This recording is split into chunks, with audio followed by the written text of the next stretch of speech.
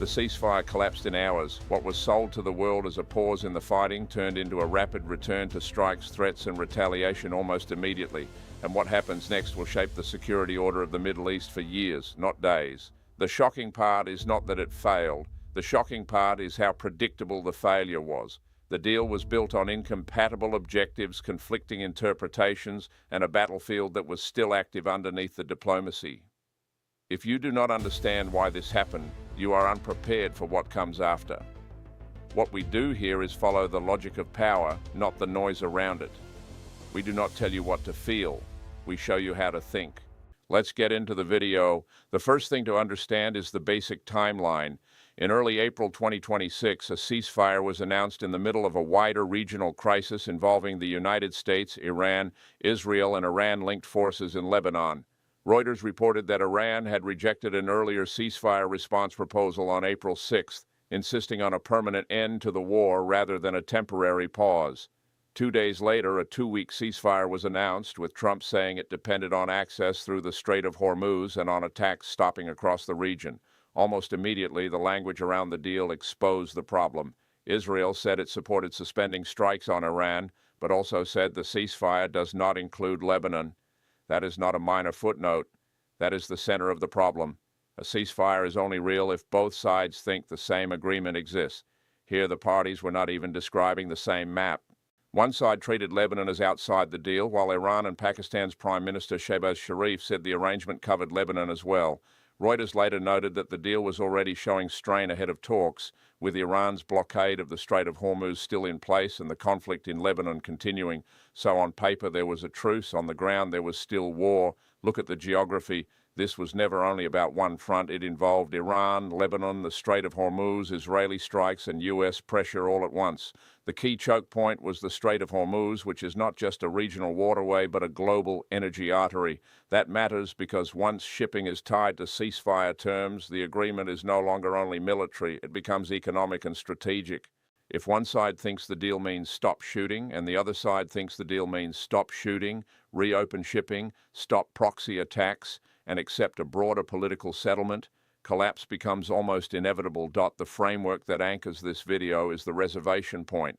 In game theory, a reservation point is the minimum outcome each side will accept before walking away. If you know the other side's reservation point, you can bargain. If you misread it, you can sign a paper that has no chance of surviving contact with reality. In plain language, a ceasefire fails when each side thinks the other side has already given more than it actually has. Then both sides believe they are being cheated the moment implementation begins. That is exactly what happened here. Iran's reported position was not just a temporary pause, it wanted a lasting end to the war, regional de-escalation, sanctions relief, and a framework tied to the Strait of Hormuz. Israel, meanwhile, accepted the ceasefire while explicitly reserving freedom of action in Lebanon. And the United States, instead of imposing a fully aligned settlement, put a fragile diplomatic lid over an active strategic confrontation. The result was not peace, it was a race condition. The first violation, or even the first perceived violation, would trigger a breakdown, and this is where it gets really important. A ceasefire that collapses in hours tells you that the war itself is not the only battlefield. The battlefield is also the negotiation over what counts as compliance, who gets to define the terms, and whether the deal is being used as a pause for rearmament, repositioning, or political theater. So the real question is not simply why the ceasefire failed. The real question is why anyone believed it could hold. The first failure was the language of the deal. Here's the thing. A ceasefire is not just a stop order, it is a shared definition of what stops, where it stops, and what happens if it does not stop. In this case, that shared definition never existed.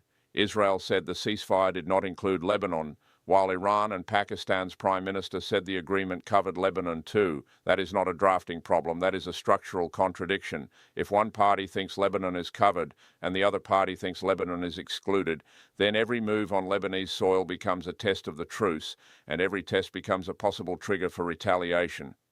Now here's the key variable. The ceasefire was tied to the Strait of Hormuz as well as the battlefield. Once you attach a military pause to a shipping condition, the agreement becomes multi-layered. It is no longer just about who shoots first. It is about whether vessels move, whether blockade conditions change, whether proxy forces keep firing, and whether political talks produce anything tangible. Reuters reported that Iran's own response to the U.S. proposal included 10 points, including the cessation of regional hostilities, safe transit through the Strait of Hormuz, sanctions removal, and reconstruction. That is a fundamentally different bargain from a simple ceasefire. It is an attempted redesign of the regional order, and this matters because mismatched bargains are unstable by design. If one side signs for a temporary pause and the other side signs for a strategic reset, both sides will accuse the other of cheating within hours. That is exactly how ceasefires die, not from a single explosion but from incompatible expectations. Here's why this matters. The collapse was built into the wording before the first shot was ever fired. Israel's carve-out on Lebanon meant it retained an escape valve. Iran's insistence on a permanent end meant it did not view a temporary pause as sufficient. The United States tried to bridge the gap with diplomacy, but diplomacy cannot manufacture agreement where the parties are bargaining from different realities. So the ceasefire was not really one ceasefire. It was 3 different ceasefires stitched together and called one thing. And this is where it gets really important. When language is ambiguous, the side with superior firepower or superior escalation control usually defines the agreement after the fact. That means the ceasefire becomes less like a contract and more like a contest. The first side to accuse the other of violation is not just making a complaint, it is trying to seize the legal and moral high ground before the next strike lands. In a system like that, the paper agreement is already dead the moment it is signed. The second failure was the incentives on the ground. A ceasefire only works if the actors who can break it also have reasons to preserve it.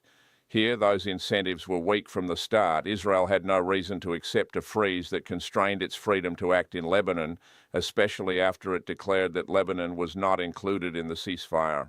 Iran had no reason to believe a temporary pause would protect its interests if the blockade question and the broader war aims were still unresolved. The United States wanted to stop immediate escalation, but it was also trying to keep leverage over Tehran and manage the strategic optics of deterrence. That creates a classic reservation point trap.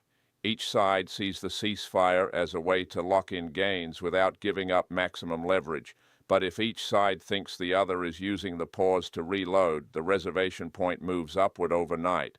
In plain language, everyone thinks everyone else is buying time, so nobody trusts the silence. Look at the specific detail that makes this obvious. Reuters reported that the ceasefire deal was already under strain before talks because Iran's blockade of the Strait of Hormuz remained in place and the fighting in Lebanon continued. That means the war economy and the battlefield economy were still active. The oil route was still a lever. Hezbollah remained part of the picture. Israeli strikes were still possible. Under those conditions, a ceasefire is not a peace process. It is a tactical intermission. And this is where it gets really important. If an actor believes a ceasefire will freeze the battlefield while preserving its own room to maneuver, it will accept the deal. But if the other side thinks the same thing, both sides are essentially signing up for a coordinated race to improve position. That is why temporary pauses often collapse faster than outright peace talks. Peace talks create long timelines and visible obligations. Temporary pauses create ambiguity and temptation. Here's why this matters. The actors were not incentivized to be patient. They were incentivized to test. Every side had a reason to send a signal, a strike here, a shipment there, a statement in the media, a warning to allies, a hint about compliance, a complaint about the other side's interpretation. That is why ceasefires in high-intensity conflicts often fail at the first boundary dispute. The boundary itself becomes the battlefield. Now here's the key variable, enforcement. Who enforces the ceasefire when one side claims the other violated it? In this case, there was no universally trusted enforcement mechanism visible in the reporting. The US could mediate, but mediation is not enforcement. Pakistan could help broker, but brokerage is not compulsion. Without a credible enforcer, every accusation becomes self-justifying. The side that feels wronged reinterprets restraint as weakness, and escalation becomes easier to sell domestically. So the real incentive structure was not keep the peace, it was do not be the first to look weak. And when strength becomes the currency, ceasefires become performative. The third failure was the strategic timing. The ceasefire was announced while the underlying conflict was still fluid, which means neither side had completed the battlefield sequence needed to feel secure. Reuters described the situation as uncertain and said the US was prepared to reinitiate combat if a more sustainable peace did not succeed. That is not the language of a settled truce. That is the language of a pause inside an ongoing campaign. A pause inside a campaign is only stable if both sides believe the next phase favors restraint. If they do not, they use the pause as cover. Here's the thing, timing is not neutral. The reason ceasefires collapse quickly is that they are often introduced exactly when the military balance is still in motion. In this case, the front in Lebanon remained active, the Strait of Hormuz remained central, and Iran's position on a permanent end to war remained unresolved. That means the ceasefire was not anchored to a completed military outcome. It was inserted into an unfinished one. And this matters because a ceasefire signed too early does not stop momentum. It redirects it. If one side believes it has not yet achieved enough, it may treat the ceasefire as a way to prevent the other side from finishing the job. If the other side believes it has already conceded too much, it may treat the ceasefire as a trap. In both cases, the truce becomes a continuation of war by other means. A concrete example makes this clearer. Israel's public line on April 7th said the ceasefire did not include Lebanon. Iran's response, according to Reuters on April 6th, emphasized a permanent end to war rather than a ceasefire alone. Put those together and you get a simple conclusion. Both sides were still pursuing incompatible end states. One side wanted room to keep fighting in one theater. The other wanted a bigger settlement. That is not a stable stopping point. That is a negotiation over who gets to define victory.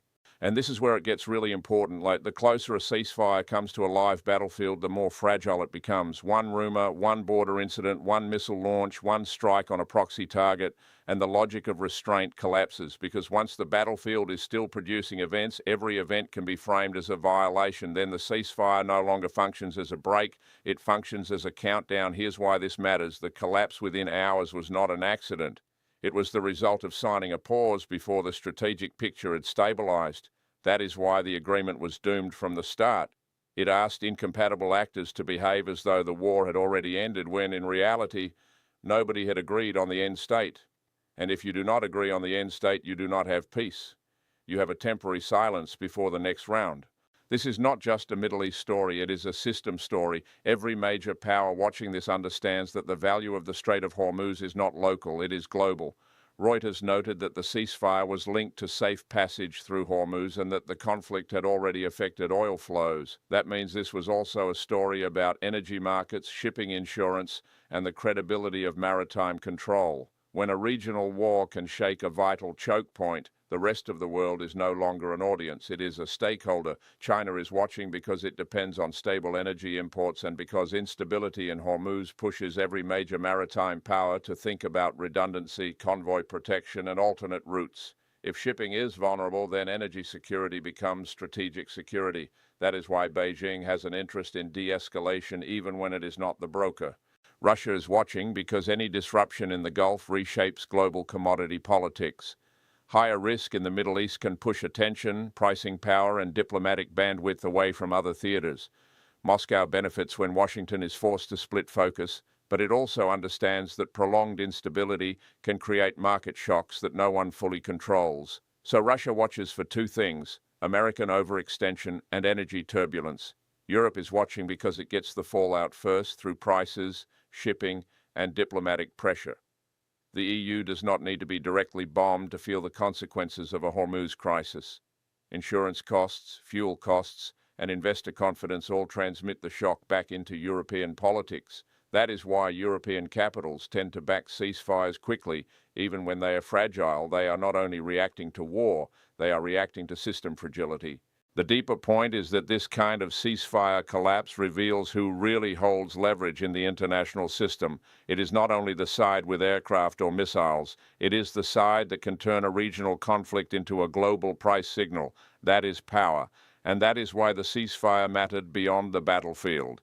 It was a test of whether diplomacy could hold together when the underlying strategic variables were still moving. The answer, at least in this case, was no. So why did the ceasefire collapse in hours? Because it was never one ceasefire. It was a bundle of contradictions sold as a settlement in a war that had not yet reached a shared end state. One side reserved Lebanon. One side demanded a permanent end. The Strait of Hormuz remained a bargaining chip, and the reservation points were never close enough to produce real trust. What should you watch next? First, whether the language around Lebanon changes, because that will tell you whether the carve-out was tactical or permanent. Second, whether Hormuz-related threats return, because that will show whether economic pressure is still being used as leverage. Third, whether Washington can impose a single enforceable definition of the ceasefire, because without that, every new pause will collapse the same way. What we do here is follow the logic of power. Share this if it was useful. Subscribe if this is useful. This is what we do here. This is the video today.